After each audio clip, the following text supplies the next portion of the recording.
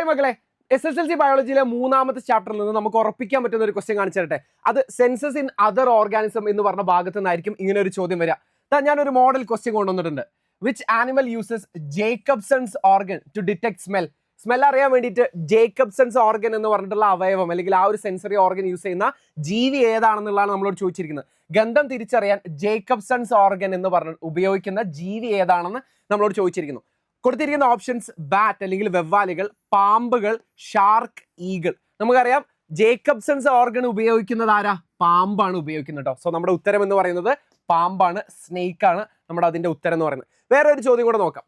How do bats navigate and hunt in total darkness? പൂർണ്ണമായിട്ട് ഇരുട്ടുണ്ടാകുന്ന സമയത്തില്ലേ നമ്മുടെ വെവ്വാലുകൾ എങ്ങനെയാണ് സഞ്ചരിക്കുന്നത് എന്നുള്ളതാണ് നമ്മളോട് ചോദിച്ചിരിക്കുന്നത്. നമുക്കറിയാം വെവ്വാലുകൾക്ക് എക്കോ ലൊക്കേഷൻ എന്ന് പറഞ്ഞിട്ടുള്ള ഒരു ശരീരഭാഗമുണ്ട്. അവരെന്ത് ചെയ്യും? അവർ അൾട്രാസോണിക് സൗണ്ടുകൾ അല്ലെങ്കിൽ അൾട്രാസോണിക് ശബ്ദ രശ്മികളെ പുറത്തേക്ക് വിടുന്നുണ്ട്. അവരെന്ത് ചെയ്യും? അത് ഒബ്ജക്റ്റുകളിൽ തട്ടിയിട്ട് ബൗൺസ് ഓഫ് ചെയ്യും. എന്ന് വെച്ചാൽ അത് തിരിച്ചു വരും. അങ്ങനെയാണ് അവർക്ക് എന്ത് മനസ്സിലാകുന്നത്?